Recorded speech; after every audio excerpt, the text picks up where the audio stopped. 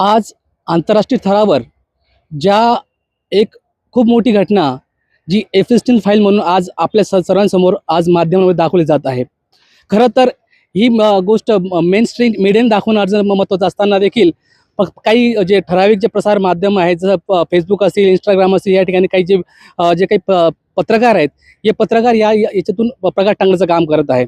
साधारणतः 2017 ज्या प्रकारे जेफ्री एस्टन हा जो मानवी क्रूर राक्षस असा व्यक्ती या व्यक्तीने त्यावेळेस स्वतंत्र एक बेट होतं त्या ठिकाणी काही म्हणजे मुलींना, लहान पोरींना त्या ठिकाणी डांबून ठेवलं होतं आणि त्याच्यातून त्या मुलींसोबत अनैतिक शोषण करणं, त्या मुलींचा जीव घेणं, म्हणजे त्यांना अत्यंत यातना देऊन त्यांना मारून त्यानंतर ते एक राक्षसी जी प्रवृत्ती या माणसामध्ये होते.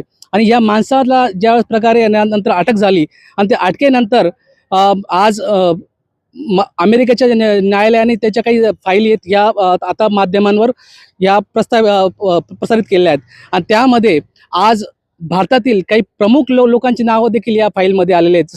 जसं अनिल अंबानी असतील, हरदीप सिंग पुरी असतील आणि आपले नरेंद्र मोदी जे आपले भारताचे पंतप्रधान यांचं देखील नाव त्या ठिकाणी आलेले आहे. खरं वास्तविक पाहता या काही कालावधीमध्ये हरदीप पुरी यांनी देखील असं आपलं स्पष्टीकरण दिलं की हो, मी त्यांना भेटलो होतो, माझी त्यांची 3-4 वेळा भेट झाली, मात्र ही भेट डेलिकेट म्हणून झाली होती. म्हणजे मी साधारणतः एका विशिष्ट समितीसोबत मी त्या ठिकाणी त्याच्यासोबत गेलो होतो. मात्र ही जी भेट झाली आहे, या भेटीमध्ये ज्या प्रकारचे ईमेलमध्ये त्यांचं जे काही संभाषण झालेलं आहे, या संभाषणामध्ये असं नमूद झालेलं आहे की F-16 सोबत पुरी यांची जी भेट होती ही व्यक्तिगत होती आणि ती व्यक्तिगत स्वरूपात त्यांच्या घरी झालेली होती. आणि तसंच अनिल अंबानी देखील या ठिकाणी नाव आलेलं आहे. अनिल अंबानीला देखील त्यांनी खूप मोठ्या प्रमाणात त्यांना इकॉनॉमिक त्यांना मदत केलेली होती.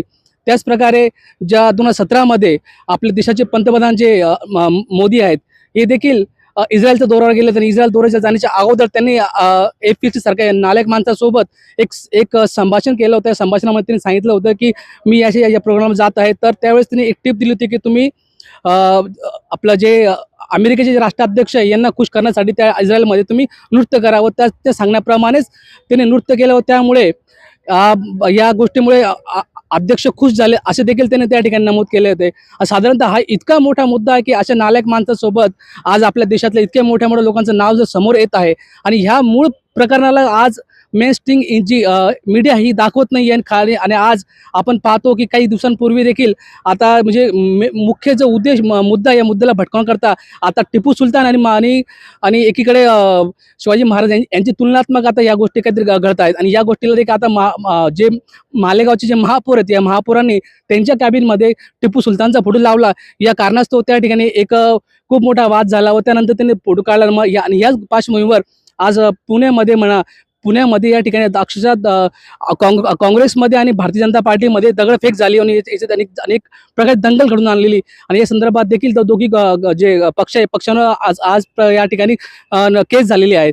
मग साधारण सांगण्याचा मुद्दा हा आहे की आणि एकीकडे आपण भारतीय जनता पार्टी म्हणजे मूळ मुद्दा हटवण्यासाठी आज या शिवाजी महाराजांचा आज महाराष्ट्रात शिवाजी महाराजांचाच आहे, आपण हे मान्य करतो. मात्र जे म्हैसूरचे जे आहेत, जे राजे होते टिपू सुलतान, यांना देखील कुठेतरी त्यांचे काही जर लोक मानत असतील तर यात गैर काहीच नाही आहे. आणि खऱ्या अर्थाने प्रत्येकाला आपला धर्म स्वातंत्र्य, व्यक्ती स्वातंत्र्य आहे. प्रत्येकाने आपल्याला महापुरुष कुठला हा तो आपल्या पद्धतीने हे करू शकतो. मात्र आपण त्याला कुठल्या प्रकारे आपण त्याला आळा घालू शकत नाही, ही अत्यंत चुकीची बाब आहे.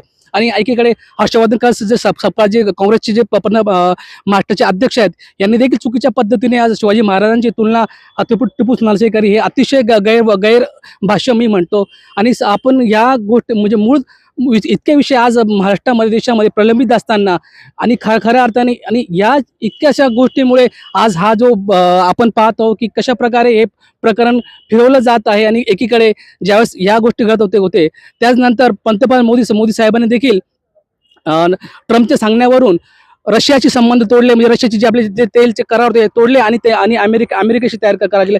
त्या संदर्भात ट्रेडचा जो करार झाला, या करारामध्ये देखील म्हणजे अमेरिकेच्या सांगण्यावरून आपलं जे कृषी क्षेत्र आहे हे मोदी साहेबांनी हे मुक्त करून दिलं, ही किती मोठी शोकांताची बाब आहे की आपल्यासारख्या शेतकऱ्यांचे किती मरवणूक होईल याचा आपण विचार करायला हवा.